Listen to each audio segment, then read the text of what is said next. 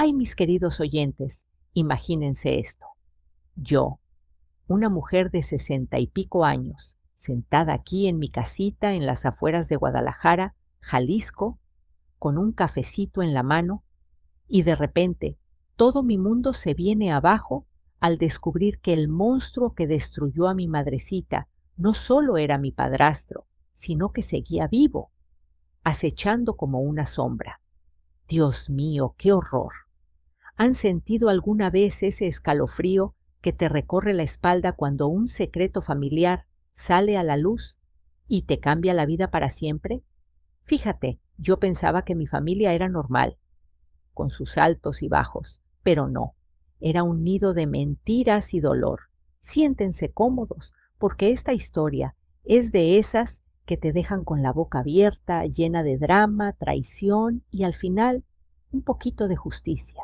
Y oigan, si les gusta este tipo de cuentos que te hacen reflexionar sobre la familia y los secretos, no olviden suscribirse al canal, denle like y coméntenme de dónde me están escuchando, de México, de Estados Unidos o de otro rincón del mundo.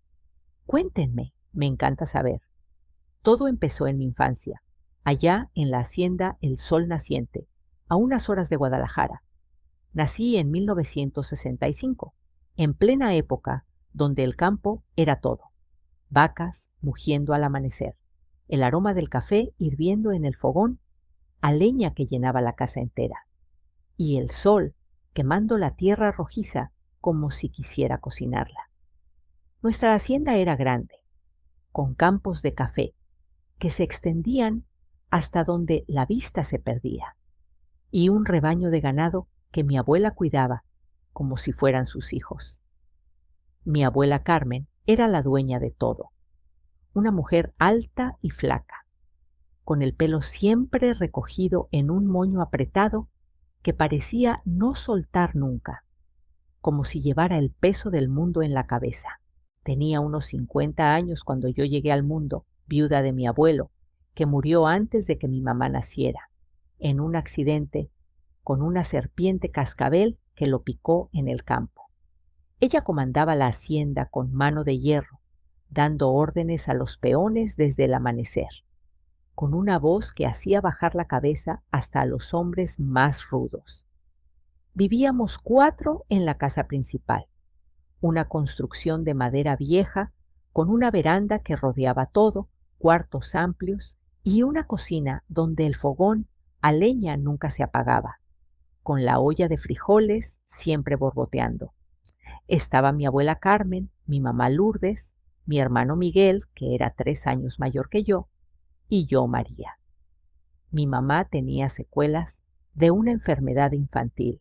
No era poliomielitis como en los viejos tiempos que contaban las abuelas, sino algo que la dejó débil, con temblores constantes en las manos y las piernas, dificultad para hablar claro y babeando un poquito cuando intentaba. O sea, no podía hacer nada sola, ni bordar un mantel, ni caminar sin ayuda.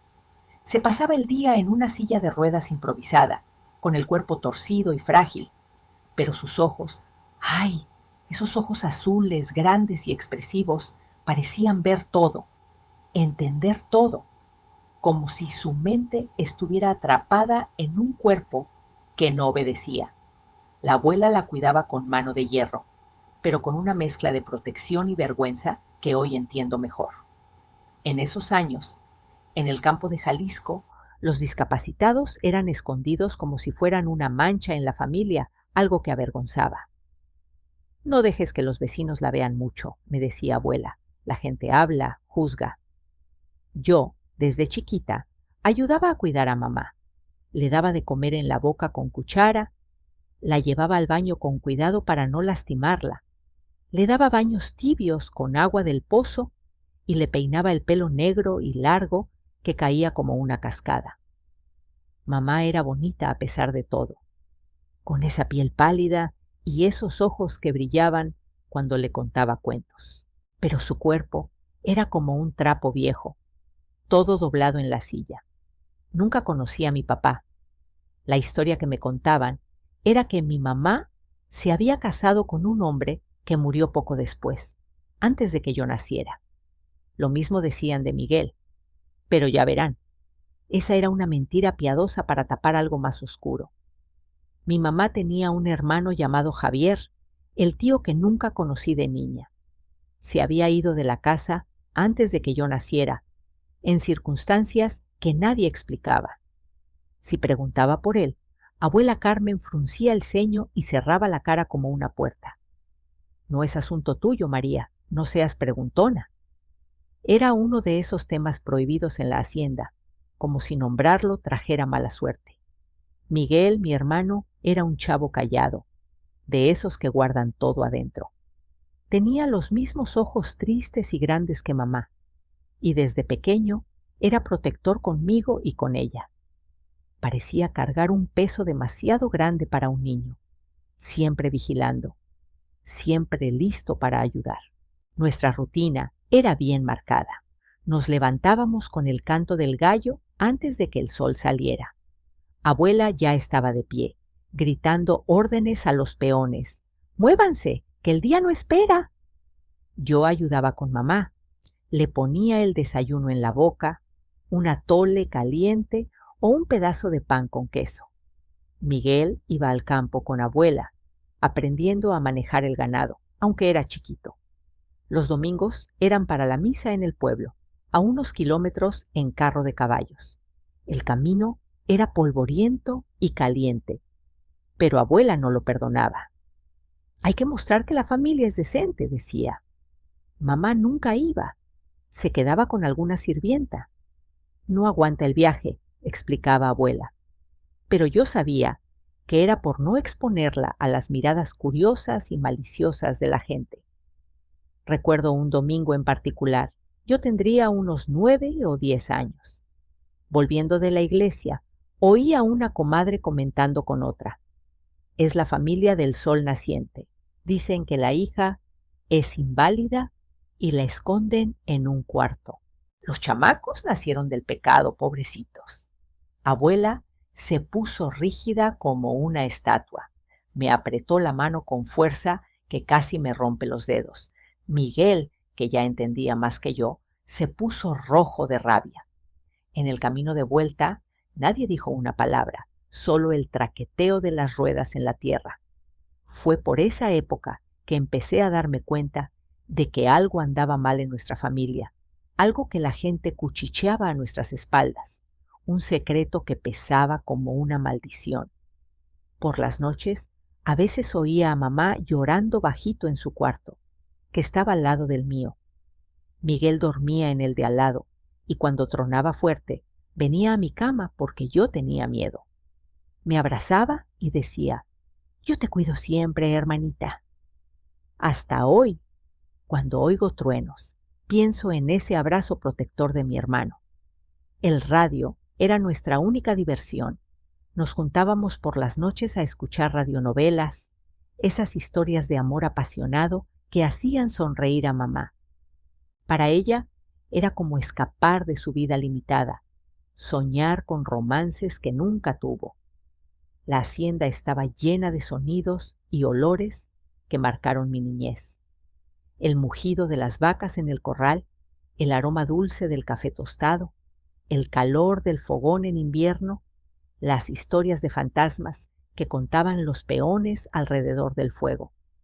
Pero también recuerdo los silencios pesados, las miradas que se cruzaban entre abuela y las sirvientas más antiguas, las puertas que se cerraban para conversaciones susurradas. Mis preguntas inocentes causaban tensión. Abuela, ¿de qué murió mi papá? ¿Por qué no puedo hablar del tío Javier? ¿Por qué la gente nos mira raro en la iglesia? Las respuestas eran cortas y secas. Cuando crezcas, entenderás. No hagas tantas preguntas. Eso no es cosa de niños. Así crecí en esa hacienda de secretos, donde lo no dicho pesaba más que todas las palabras juntas. Cuando tenía unos 11 años, pasó la primera gran grieta en esa pared de silencio. Era una tarde de sábado, lluviosa, con el cielo gris y el agua golpeando el techo de zinc. La sirvienta Rosa, una de las más antiguas, me ayudaba a bañar a mamá. Rosa tenía como la edad de abuela, manos grandes y callosas, pero era gentil con mamá, canturreaba mientras la secaba. Esa tarde, mientras frotaba el cuerpo flaco de mamá, empezó a tararear una nana vieja. Mamá, que usualmente tenía la mirada perdida, sonrió de repente. «Se acuerda», dijo Rosa, con una sonrisa triste. Esta canción se la cantaba cuando era chiquita, antes de enfermar. Corría por el patio como una cabrita. Nadie diría que esa niña llena de vida iba a quedar así. Mamá miró a Rosa e hizo un ruido en la garganta intentando decir algo. Rosa se acercó, la abrazó y le susurró al oído, pero yo oí claro.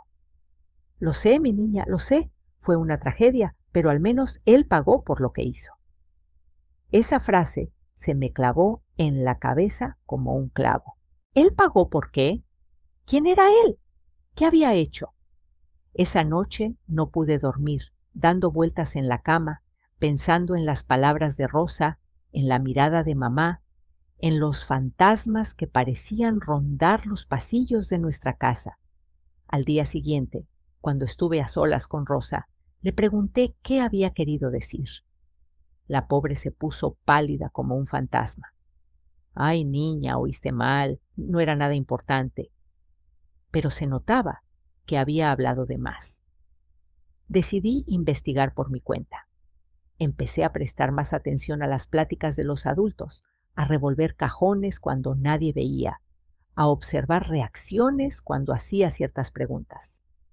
Fue así como encontré, en el fondo de un cajón en el cuarto de abuela, una foto antigua. Mostraba a un hombre alto con bigote parado al lado de abuela Carmen.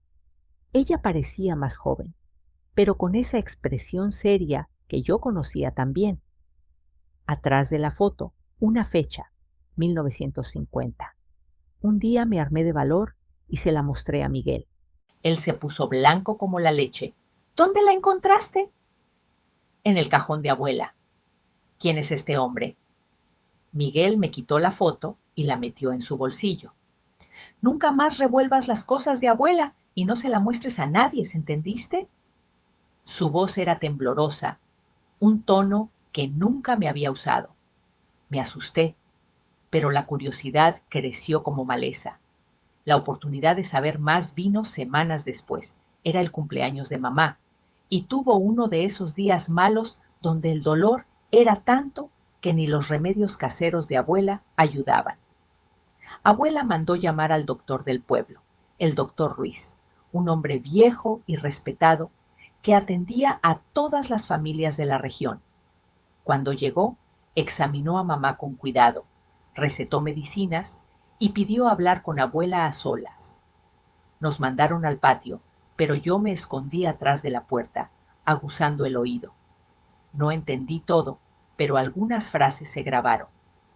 «Doña Carmen, estos espasmos son normales por su estado». No fue solo la enfermedad. El trauma de lo que ese monstruo le hizo fue grande. Abuela interrumpió. «No hable de eso, doctor.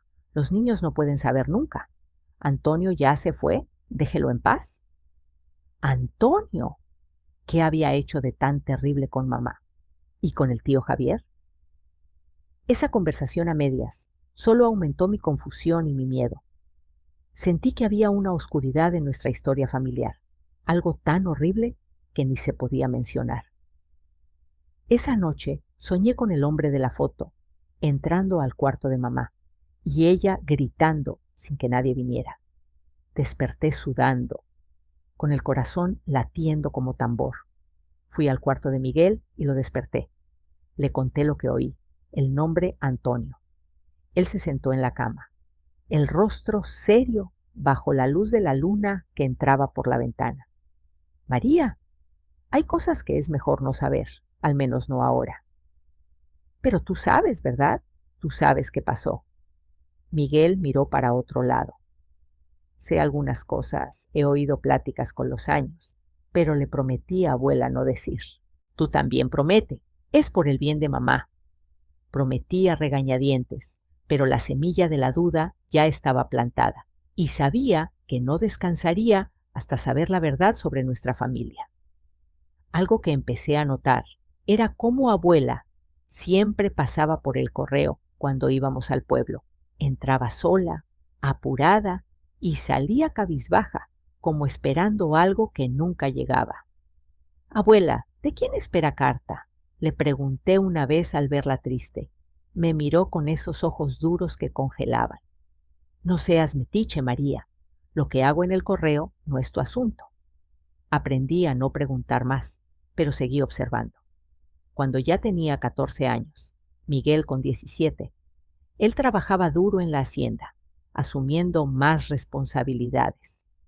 Mi vida se resumía a la escuela del pueblo, la casa y los cuidados de mamá.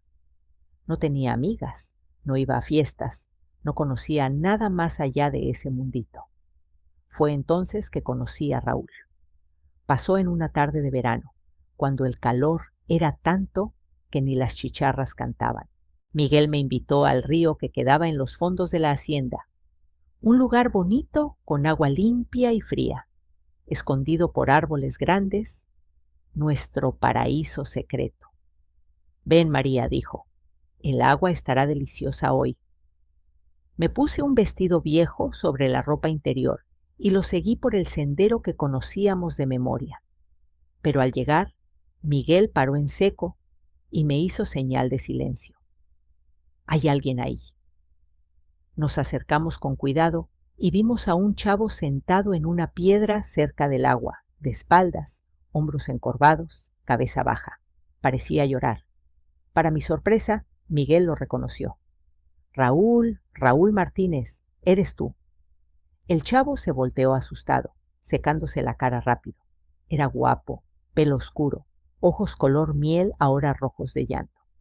«Miguel», dijo levantándose. «¿Cuánto tiempo?». Se abrazaron como viejos amigos. Yo me quedé parada, confusa. «Estudiamos juntos en primaria», explicó Miguel, volviéndose a mí. «Antes de que Raúl se fuera a la ciudad». «¿Qué haces aquí, carnal?», preguntó Miguel.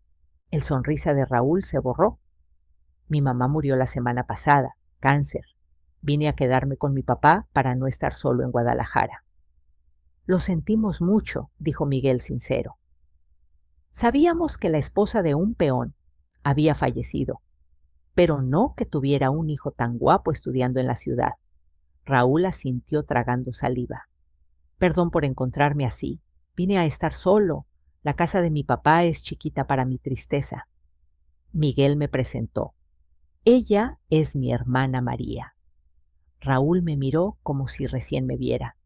Nuestros ojos se cruzaron y sentí algo raro en el pecho, como un tropiezo del corazón. «Mucho gusto», dijo extendiendo la mano. «El papá de Raúl trabaja en la hacienda», explicó Miguel. «Es don Pedro, el que cuida el corral». Don Pedro, un hombre callado y trabajador, que siempre se quitaba el sombrero al ver a abuela. Vivía solo en una casita pequeña de la propiedad. «Perdón por interrumpir su baño», dijo Raúl apenado. «Ya me iba». «¿Qué va?», respondió Miguel. «Quédate, un chapuzón te hará bien». Y así, lo que era una tarde solo con mi hermano, se convirtió en el inicio de algo que cambiaría mi vida. En los días siguientes, Raúl entró en nuestra rutina. Trabajaba con su papá de día, pero al atardecer, cuando el calor bajaba, nos encontrábamos en el río. Raúl contaba historias de Guadalajara que me dejaban boquiabierta. Edificios altos, autos zumbando, cines con luces brillantes, gente siempre apurada. Para mí, que nunca había salido de Jalisco, era como cuentos de otro planeta. «Un día te llevo a conocer», me dijo una vez, sentados en la orilla, pies en el agua fresca. Miguel había ido por frutas y estábamos solos, algo que pasaba más seguido, como si él entendiera que queríamos privacidad. «Abuela nunca dejaría», respondí con una punzada de tristeza. «¿Por qué es tan dura?». Dudé antes de contestar. Había tanto que Raúl no sabía de mi familia. Si ni yo lo sabía todo, ¿qué le iba a decir? «Mi familia es complicada. Abuela no confía en nadie de fuera. Cree que el mundo es peligroso, sobre todo para las mujeres como nosotras. Raúl me miró curioso, ojos miel brillando. ¿Qué pasó para que piense así? Mira, sé lo de tu mamá. Desde chico oía hablar de ella. Mi papá y mi mamá me contaban. Bajó la cabeza, sombra de tristeza. ¿Perdón? Aún es difícil hablar de ella sin... No expliques, dije, corazón apretado. Cambiamos tema, pero no lejos. Habló de su mamá, cómo hacía el mejor dulce de calabaza, cómo guardaba sus cartas de la ciudad. Lo que más duele, confesó con voz quebrada, es haberla dejado. Inventaba excusas para no venir más, y ahora se fue, y no estuve. Mi papá dijo que preguntó por mí en el último día, y llegué tarde. No sé de dónde saqué valor, pero me acerqué y lo abracé. Nunca había estado tan cerca de un chavo. Olía a jabón de glicerina. Lloró en mi hombro como niño. Quedamos así un rato, hasta oír pasos. Miguel volvía con guayabas. Nos separamos rápido. Él vio las mejillas húmedas de Raúl. Es por tu mamá, ¿verdad? Cambió tema. Miren lo que encontré. Están en su punto. Mordí una guayaba dulce, agradecida por la interrupción, pero aún sentía el calor de ese abrazo. El verano siguió, y el calor entre Raúl y yo crecía. Cada encuentro en el río nos unía más. Pláticas de sueños, miedos, risas. Una tarde caliente, en una piedra grande, Raúl tomó mis manos. María, nunca sentí por nadie lo que por ti. Desde el primer día, supe que eras especial. Confesé que lo amaba, que pensaba en él día y noche, que temía ese sentimiento tan grande. Ahí nos dimos el primer beso, tímido, pero que hizo girar mi mundo. Miguel vio nuestra relación y sugirió, háblale a abuela, hazlo bien. Raúl aceptó, quiero todo correcto por ti, hablo con ella el domingo después de misa. Insistí que conociera a mamá primero, no quería secretos. Lo llevé a su cuarto, mamá en la ventana, luz suave en su rostro pálido. Mamá, este es Raúl, el chavo del que te hablé. Raúl se acercó. Gusto conocerla, doña Lourdes. Su hija es la más especial. Mamá hizo un sonido, ojos brillando, levantó mano trémula y tocó su cara. Raúl no retrocedió, cerró ojos como aceptando bendición. ¿Le gustaste?, dije. Rara vez toca así. Salimos, Raúl pensativo. Su mirada ve todo, como si leyera pensamientos. Mamá siempre ha sido así. La reacción de abuela fue como esperaba, seria. Lo miró de arriba abajo. Tu familia trabaja bien, don Pedro es honesto, pero esta hacienda tiene reputación. ¿Qué quieres con mi nieta? Raúl habló de sentimientos, planes, respeto. Abuela negó. No permitiré. Vete. Lloré desconsolada. Decía, chavos de ciudad engañan a las tontas del campo. Pero días después, don Pedro habló con ella a solas. Horas encerrados, voces altas. Salieron, abuela pálida, ojos rojos. Esa noche me llamó. Puedes verlo los domingos en la veranda, nada de solos. Nuestro noviazgo duró 1 año bajo vigilancia. Raúl venía después de misa, con regalos simples, cinta para pelo, dulce, flor. Platicábamos, planeábamos, robábamos besos cuando abuela se distraía. Fue tiempo de descubrimientos. Raúl contaba sueños, estudió contabilidad en Guadalajara con sacrificio de padres. Quiero darte buena vida, María, no mucho, solo para ser felices. El pedido de matrimonio vino en Navidad. Anillo simple con piedrita azul. Arrodillado ante familia, abuela aceptó. Nos casamos en primavera, yo con 16, en Capilla del Pueblo, Flores del Campo. Mamá fue, vestido azul, pelo con flores, llorando y sonriendo. Miguel me llevó al altar. Cuídate, hermanita. Vivimos en casita frente a escuela, Raúl en banco. Nuestra intimidad era revelación, él paciente, gentil. Yo iba a Hacienda a ver mamá. Viendo niños en escuela, quise ser maestra. Serías perfecta, dijo Raúl. Estudié, tuve 3 hijos. Ana 11 años, Diego, Pablo, todo parecía perfecto. Miguel casó con Sofía, abuela envejecía. Pero entonces, una tarde en la hacienda, mamá tuvo crisis fuerte. Abuela mandó llamar doctor. Escondida, oí. Doña Carmen es grave. Abuela, los niños no saben. Y ahí, en esa puerta entreabierta, sentí el peso de los secretos acechando de nuevo. Mi corazón latiendo acelerado mientras esperaba lo que vendría. En ese instante, con el oído pegado a la madera astillada de la puerta, un sudor frío me recorrió la nuca mientras las palabras del doctor Ruiz flotaban en el aire como humo denso. El peso de esos secretos me oprimía el pecho y mi pulso retumbaba en los oídos como un tambor lejano, anticipando la tormenta que se avecinaba. La abuela, con su voz cascada pero firme, despidió al doctor y se quedó en silencio, pero yo no pude moverme, clavada allí por una mezcla de temor y urgencia que me impedía respirar con normalidad.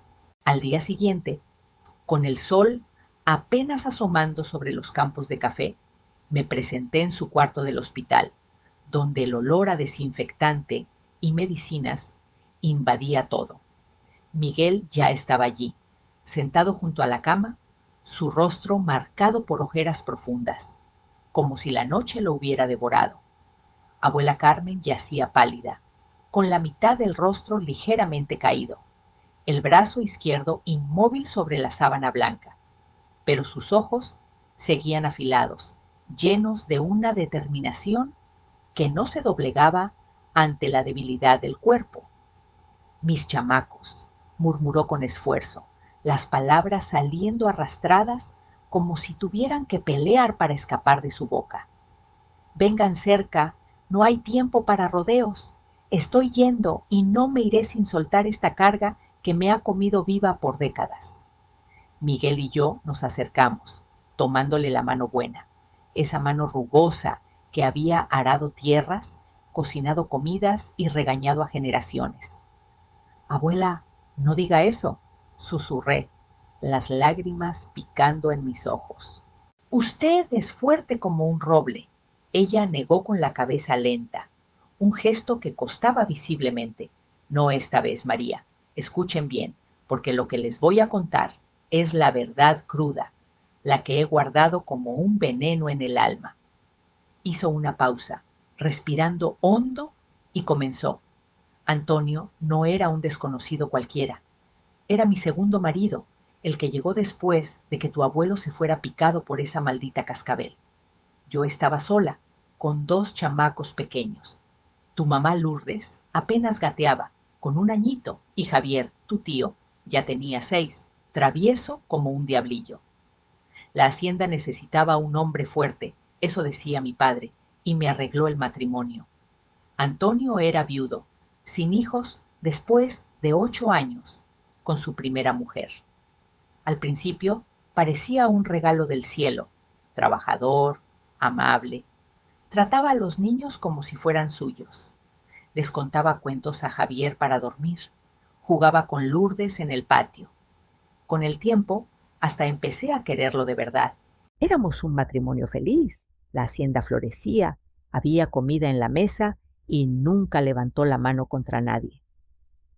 Sus ojos se nublaron por un momento, como reviviendo esos días lejanos, pero luego se endurecieron.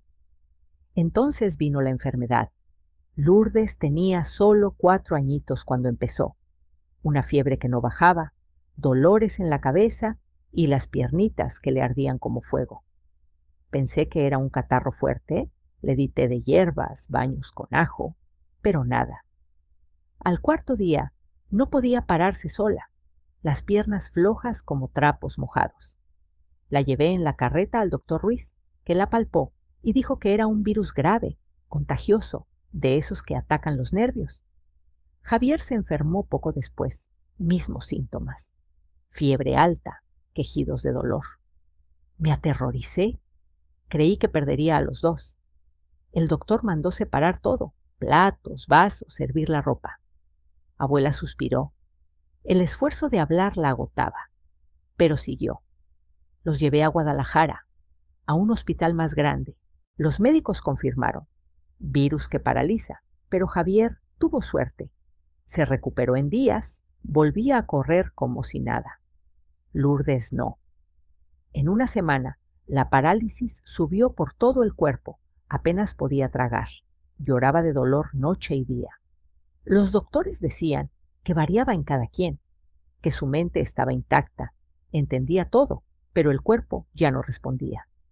Pasados 2 meses, la fiebre cedió, mejoró un poco, pero las piernas nunca volvieron, los brazos débiles, la habla torpe.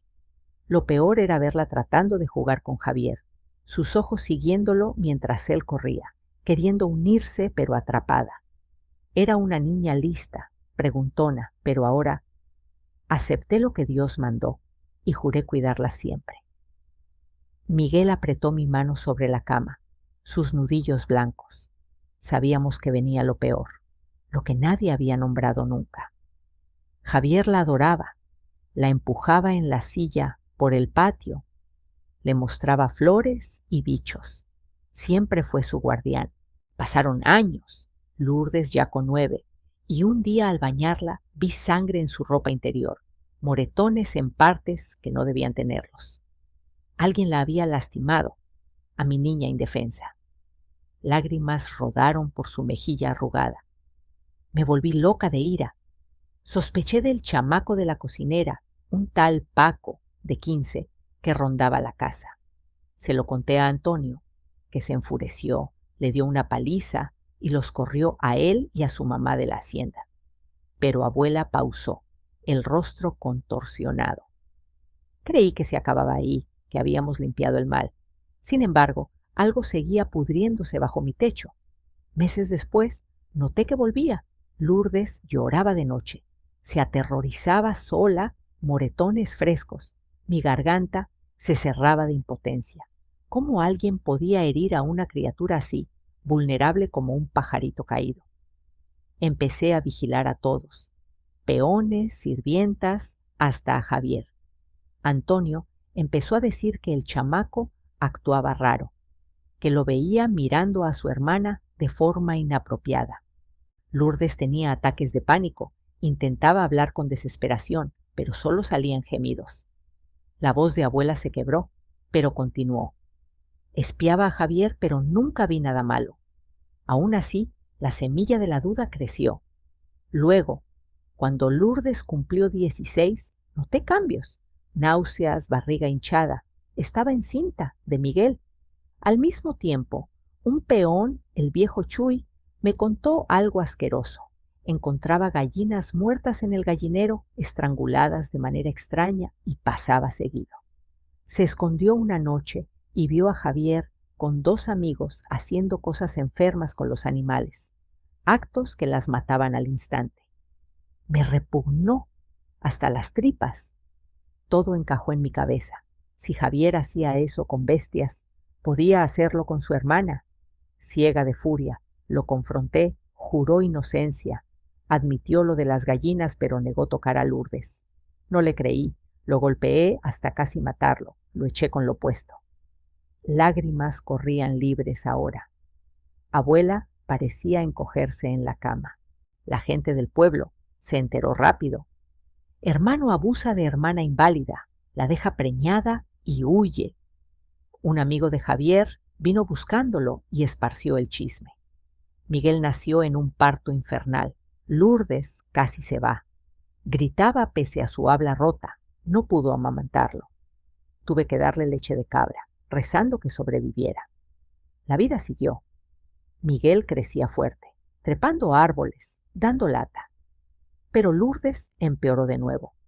Ojos de terror, temblores violentos, llanto constante. Noté que Antonio la evitaba. No comía con nosotros, siempre excusas de trabajo en el campo. Una noche, abuela oyó un ruido extraño del cuarto de mamá. Corrió y halló la ventana abierta, cortinas ondeando en el viento frío, aunque juraba haberla cerrado. Lourdes agitada, con un trapo en la boca. Quitó el trapo, la calmó. Fue a contarle a Antonio.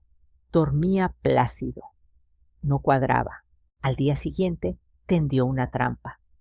Dijo que iría al pueblo por medicinas todo el día fuera, pero salió a caballo, dio vuelta, lo ató en el monte y volvió a pie por un atajo secreto.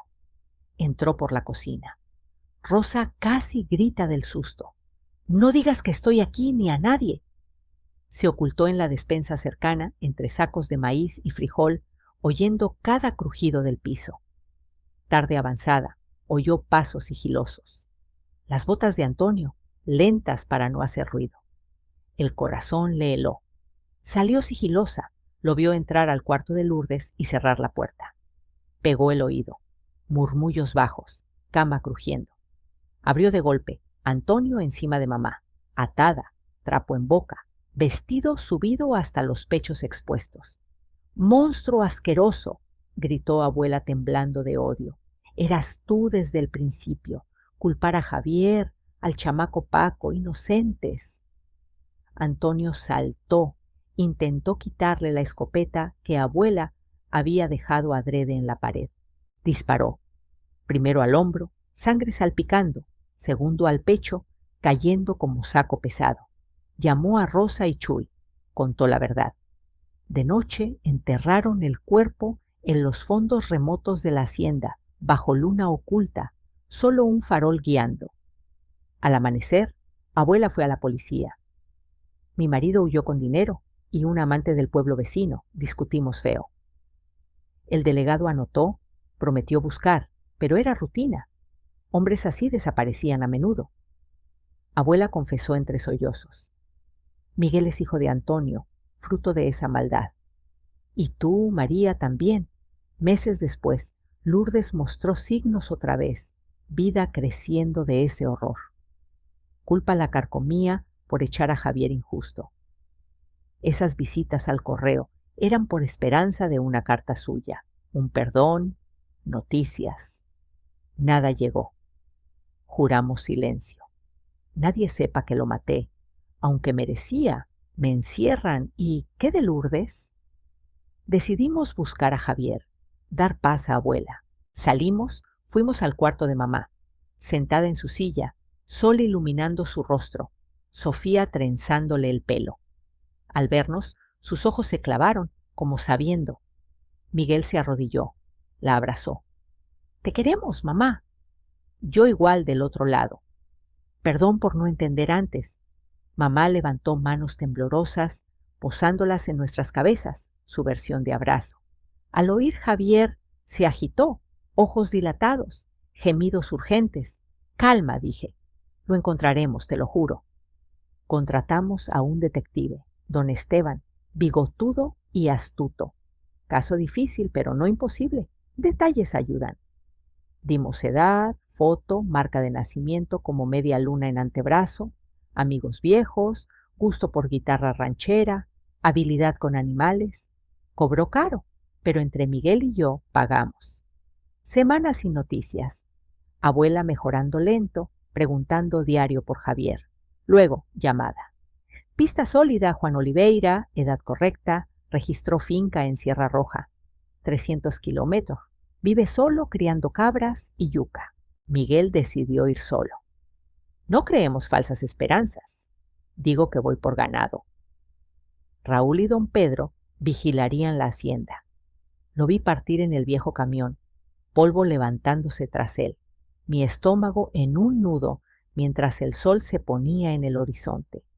Mientras el polvo se asentaba en el camino y el camión de Miguel se perdía en la distancia, una inquietud sorda me invadió el cuerpo entero, como si el atardecer rojizo presagiara algo más que la caída de la noche. Los días siguientes fueron un tormento de espera, con el teléfono mudo y mi mente dando vueltas como un remolino. ¿Y si no lo encontraba? ¿Y si Javier había muerto hace años, olvidado en algún rincón remoto? La primera jornada pasó en blanco, yo fingiendo normalidad frente a los niños, enseñando en la escuela con la cabeza en otra parte. Al segundo día intenté llamar al único hotel de Sierra Roja, pero nadie contestaba. solo un timbre eterno que aumentaba mi ansiedad. Para el tercero, el pánico me carcomía. Imaginaba accidentes en la carretera polvorienta o peor, que Miguel hubiera topado con problemas por husmear en el pasado ajeno. Raúl trataba de calmarme. Tu hermano es listo, volverá con noticias. Pero sus palabras sonaban huecas y noté que evitaba mi mirada, contestando llamadas a escondidas en el patio, voz baja y apurada. Al amanecer del cuarto día, ya con los nervios hechos trizas, estaba en la cocina revolviendo un café amargo cuando oí el rugido de un motor acercándose. Corrí a la ventana, el corazón en la garganta, y vi no solo a Miguel bajando del camión, sino a un hombre mayor a su lado, de cabello entrecano, delgado y alto como un poste de luz. Salí disparada, descalza sobre la tierra tibia, el delantal aún atado. Al acercarme no tuve dudas. Esos ojos, idénticos a los de mamá, profundos y melancólicos, eran inconfundibles. María, ven, este es nuestro tío Javier, dijo Miguel con la voz entrecortada, un brillo de triunfo en la mirada pese al cansancio del viaje. Nos abrazamos allí mismo, en medio del camino, mis lágrimas mojando su camisa polvorienta mientras él murmuraba, tanto tiempo, sobrina, tanto tiempo perdido. Entramos a la casa, donde los niños miraban curiosos desde la puerta, y Miguel contó lo básico. El detective había acertado. Javier vivía en una finquita humilde, solo, rodeado de cabras y parcelas de yuca. No fue fácil convencerlo, admitió Miguel, sirviéndose agua. Al principio pensó que era una trampa, pero cuando le mostré la foto vieja de abuela, se quebró. Javier asentía, manos entrelazadas sobre la mesa de madera, su rostro marcado por surcos que hablaban de una vida dura. He vivido con esa sombra toda mi existencia, confesó con voz ronca, acento aún con toques del campo. Cuando me echaron, salí con nada más que la ropa puesta, caminando por veredas, trabajando de lo que saliera, peón en haciendas ajenas, durmiendo en galpones, comiendo sobras. Pasé hambre que me doblaba el estómago, frío que calaba los huesos, pero lo peor era la vergüenza, saber que todos creían que yo le había hecho eso a mi propia hermana. Sus palabras cayeron como plomo, y yo sentí un escalofrío revivir viejos miedos. Me subí a un camión de carga. Fui a donde me llevara el destino, continuó, ojos fijos en un punto lejano. Terminé de caseiro en una chácara, cerca de un pueblito olvidado, atendiendo el lugar para un dueño que solo venía de vez en cuando. Allí conocí a Teresa, una mujer de ojos vivaces, hija de un vecino. Lavaba en el arroyo, platicábamos, y de ahí nació algo bonito. Nos casamos en una capillita sencilla, sin lujos. Tuvimos 2 hijos, Tiago, el mayor, listo como un zorro, y Fernando, más pegado a la tierra como yo. Hizo una pausa, la voz temblando. Fuimos felices en nuestra pobreza, hasta que Teresa quedó encinta del tercero. Pensábamos que sería niña, hasta preparamos ropita rosa. Pero el parto se complicó. El bebé venía mal, sentada, y la partera no pudo. Mandé por el doctor a galope, pero al volver, ella ya no estaba. Sangró demasiado, y la niña nació muerta, chiquita y morada. Lloramos juntos, yo imaginando esa soledad brutal, criando 2 chamacos sin madre. Aprendí a cocinar quemando ollas, a coser remendos torcidos, a ser padre y madre, dijo con una sonrisa amarga. Tiago se fue a Guadalajara a los 16, vive con un primo de Teresa, estudió contabilidad, trabaja en un banco grande, casó, me dio 2 nietos que veo poco. Fernando se quedó cerca, casado con la hija del vecino, tiene un chavito que es mi alegría. Pero el dolor seguía allí, crudo. Decidimos no demorar. Vamos a la hacienda ya, anuncié. Abuela y mamá no pueden esperar. En menos de 1 hora, Apretujados en el camión con los niños preguntando sin parar, partimos. Javier respondía paciente, nervioso visiblemente, manos sudadas. Al llegar a la entrada paré. «De aquí a pie, para que sea especial». Caminamos por el sendero de tierra, Miguel y Javier adelante, yo atrás con los chamacos. Al avistar la casa grande, abuela Carmen estaba en la veranda, meciéndose en su silla. Nos vio, entrecerró ojos, luego se levantó de un salto, olvidando la cojera del derrame. «¡Javier!», gritó, voz quebrada cruzando el aire como un lamento. Él se paralizó, luego corrió como en su juventud, ignorando los años. Se encontraron a mitad del camino, fundidos en un abrazo que parecía soldar décadas rotas, sollozos mezclados con palabras entrecortadas de amor y arrepentimiento. Nosotros observamos de lejos, respetando ese instante sagrado, hasta los pájaros callaron. Noté movimiento en la ventana del cuarto de mamá, su rostro pegado al vidrio, ojos enormes captando todo. Nuestras miradas se cruzaron y juré ver un atisbo de luz en ellas, como si hubiera esperado esto eternamente. Horas después, en la veranda, abuela y Javier platicaban bajito, lágrimas secas. Miguel sugirió: «Llévalo a ver a mamá, ha estado inquieta». Javier abrió la puerta temblando. Rosa, arreglando la cama, palideció. «Señor Javier, ahora entiendo por qué doña Lourdes estaba tan revuelta». Mamá, en su silla cerca de la ventana, giró la cabeza.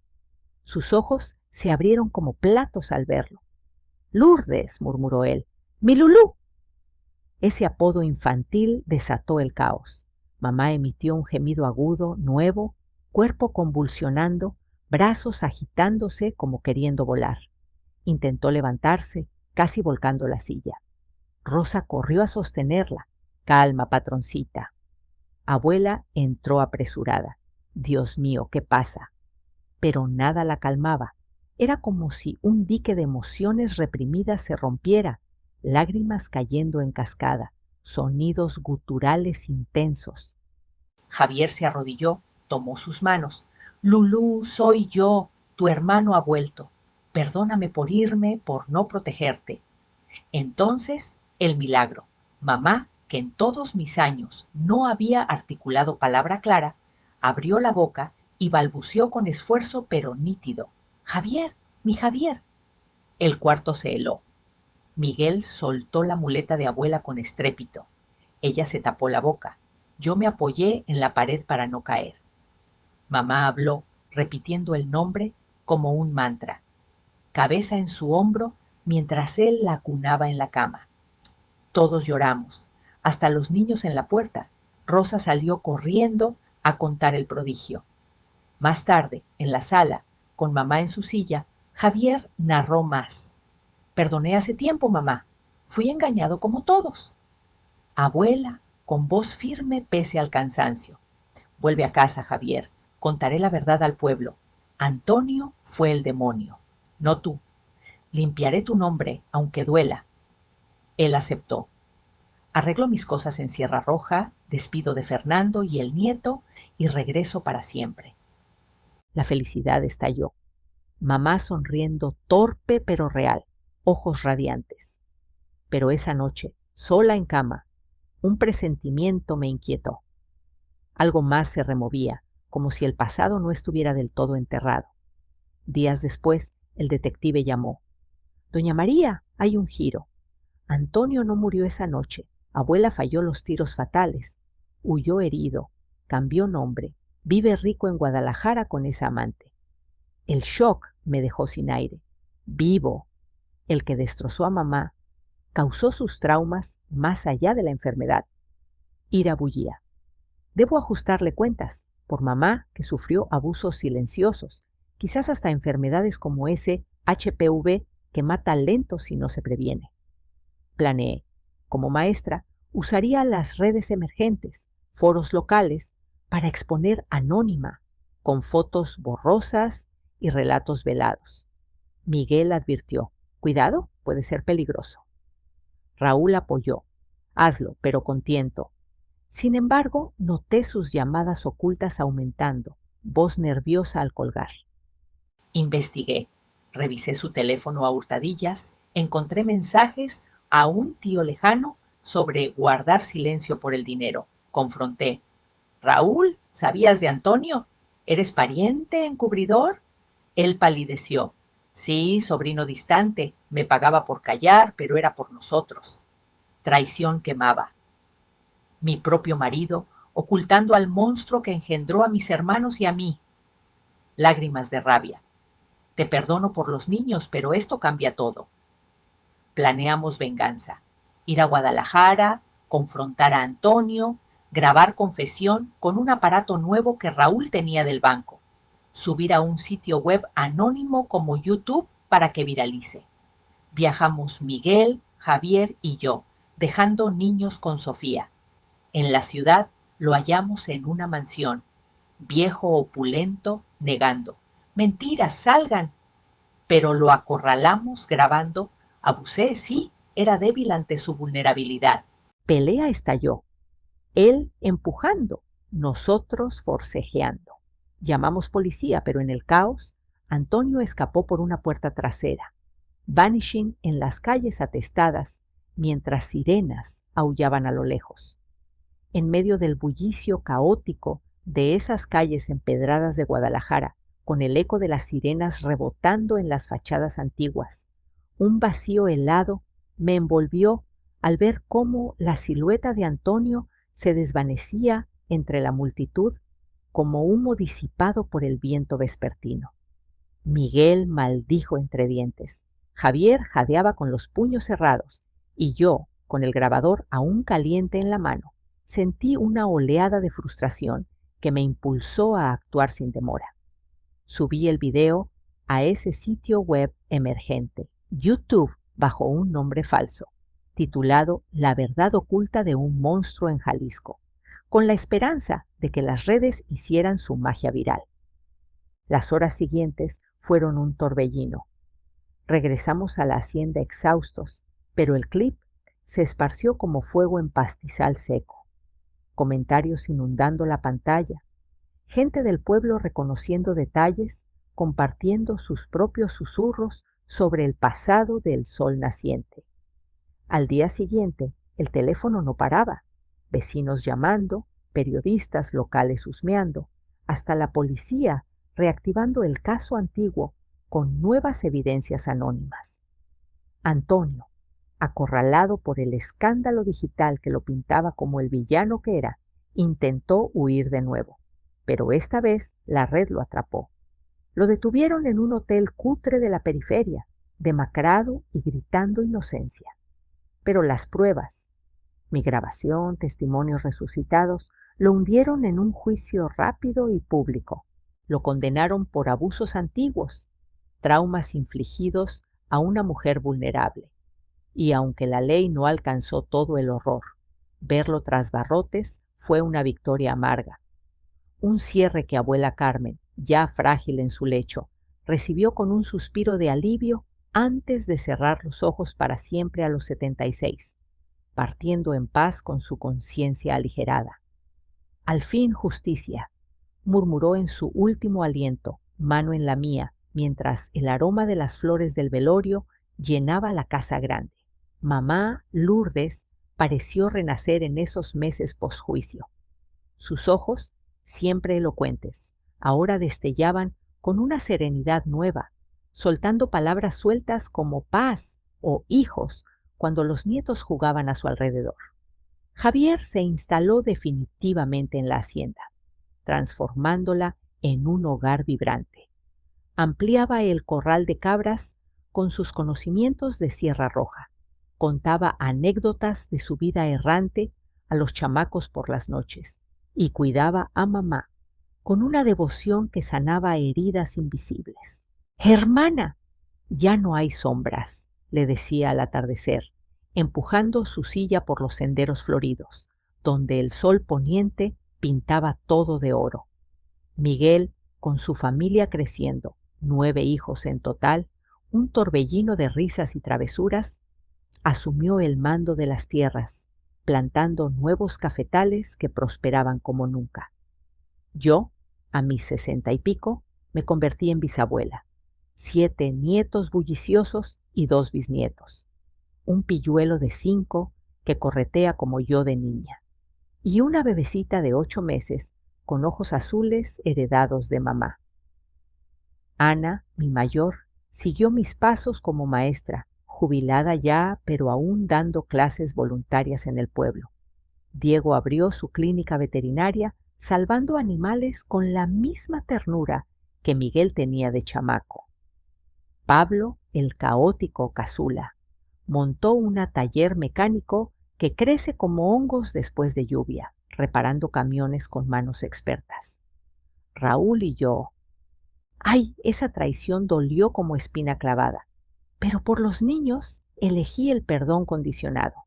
Divorcio civil, pero convivencia pacífica en la casita frente a la escuela, donde él ahora cuida la huerta y juega con los bisnietos, roncando mansito a mi lado algunas noches, recordándome que el amor, aunque magullado, puede remendarse.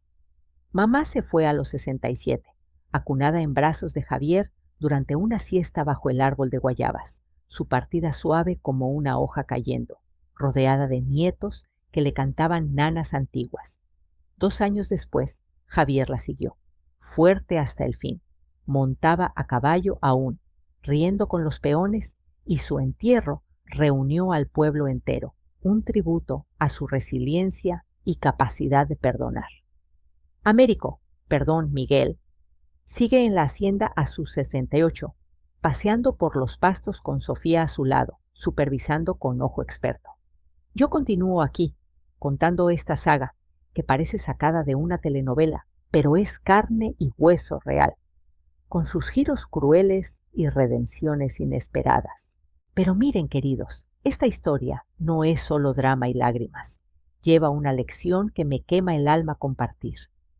En esos abusos que mamá sufrió, no solo hubo trauma físico y emocional, sino riesgos invisibles como ese virus HSPAB que acecha en silencios, convirtiéndose en cáncer años después si no se previene.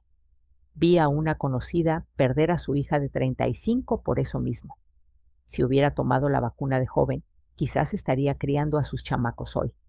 Madres, padres, abuelas como yo, vacunen a sus hijos contra el HPV, esa inyección sencilla que protege contra lo peor, evitando que un error del pasado robe futuros. Es amor puro, blindar a los nuestros contra enfermedades que la ciencia ya domina. ¿Creen en las vacunas o han dudado alguna vez? ¿Han vivido una traición que les cambió la vida? Coméntenme abajo, cuéntenme sus historias, que me encanta leerlas y sentir esa conexión. Si esta narración les tocó el corazón, suscríbanse para más cuentos de la vida real que inspiran y alertan. Dios los bendiga a todos. Hasta la próxima noche de relatos.